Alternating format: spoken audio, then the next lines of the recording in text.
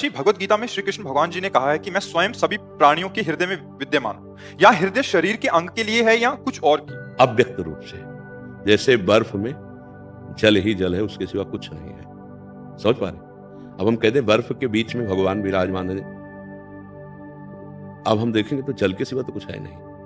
ऐसे ही शरीर में पंचभूत के सिवा कुछ नहीं है। अगर कुछ पकड़ सकती है यहाँ की मशीन, तो पंचभूत के ढांचे का केवल चित्रण हो सकता है।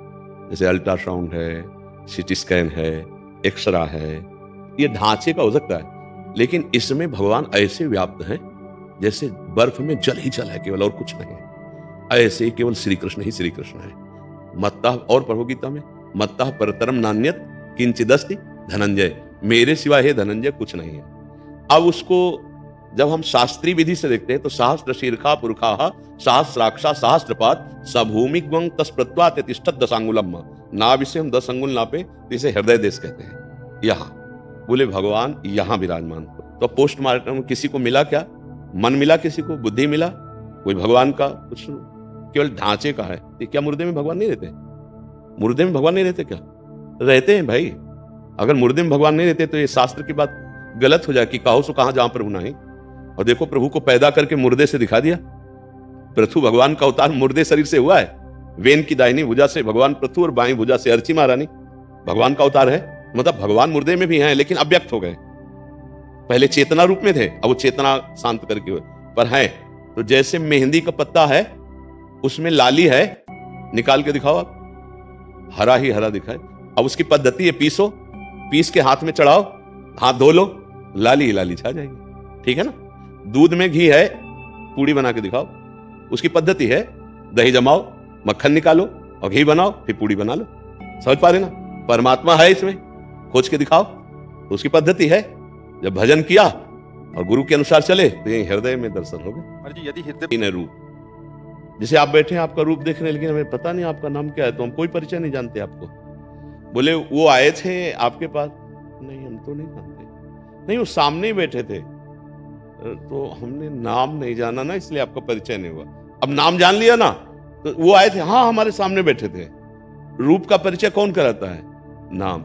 इसीलिए हम कहते हैं नाम जप करो, नाम का ध्यान करो, राधा, यही सब कुछ प्रकट हो जाएगा।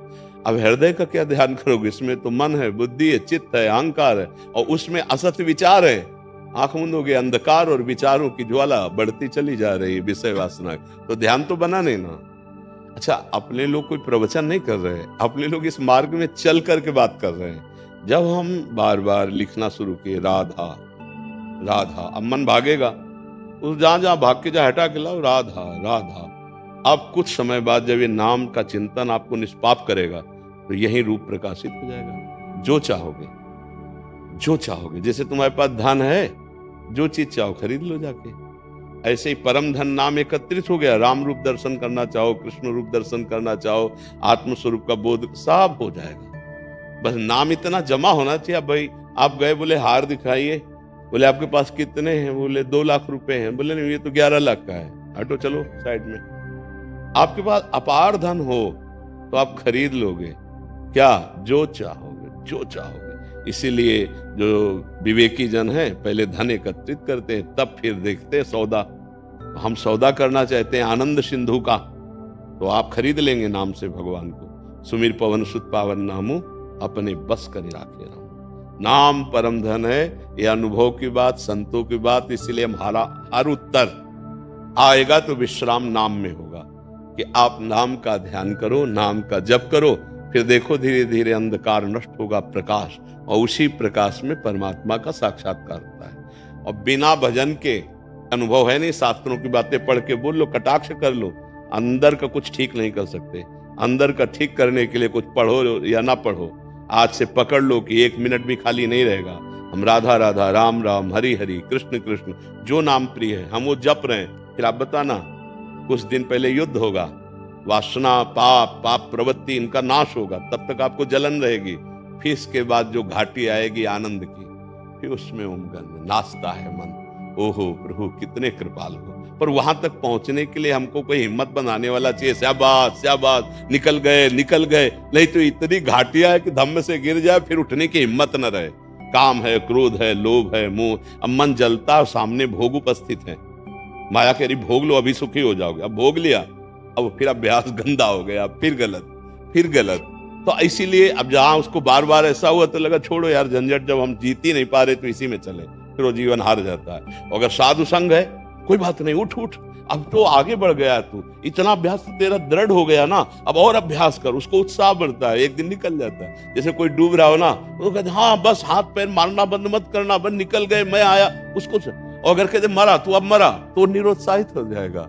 हाँ, तो हमें उत्साह वर्धन करने वाले वचन चाहिए, ऐसे महापुरुषों का संग चाहिए। और नाम जप अगर हम करते हैं तो ध्यान अपने आप लग जाएगा, क्योंकि रूप को तो हमने देखा नहीं, तो हम ध्यान किसका करें। हमने संसार को देखा है तो वही ध्यान में आता है।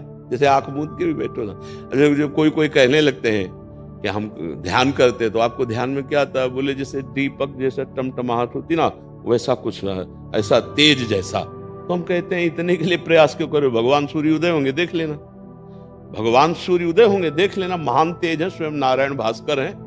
और ध्यान का मतलब है जो प्रियतम है, जो प्रभु हैं, वो हमारे रूप माधुरी एक एक वृत्ति में छा गई है। वो होगा भजन से भैया, केवल आंख मूंदने से काम नहीं चलेगा।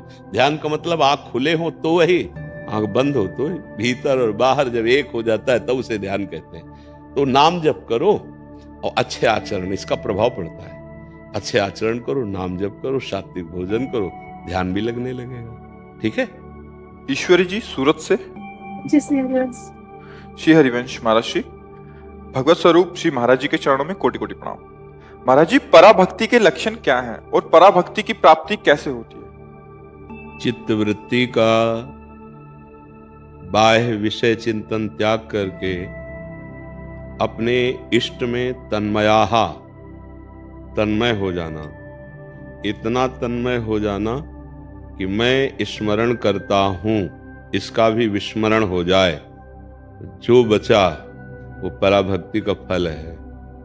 चाहे उसे ब्रह्म कहो, ज्ञान में, योग में परमात्मा, भक्ति में भगवान, प्रेम में लाड़िले।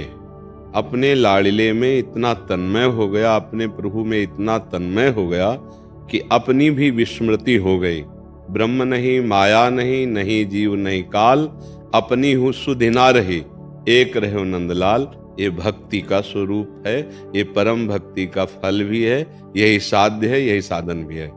चित्त वृत्ति का बाहर भटक करके विषय सुख भोगना, विषय चिंतन करना, यही सबका सर्वनाश है।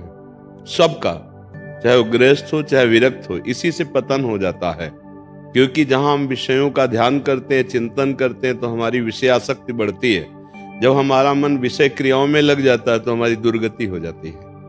हम पराभक्ति का स्वरूप यही समझें कि जिधर हमारी दृष्टि जाए, जिस वस्तु व्यक्ति स्थान में हमको ये अनुभव में आए कि जब पहले वस्तु व्यक्ति स्थान नहीं था तब श्री कृष्ण थे, जब ये वस्तु व्यक्ति स्थान नहीं रहेगा तो श्री कृष्ण रहेंगे, तो मध्य में श्री कृष्ण ही हैं। जैसे जब आभूषण कोई नाम रूप धारण नहीं किए था तब स्वर्ण था, और जब वो कुंडल, कंकण, हार, करधनी, ये विविध आभूषण के रूप में और नाम में संबोधन किया गया तो भी जौहरी की दृष्टि में वो स्वर्ण ही है।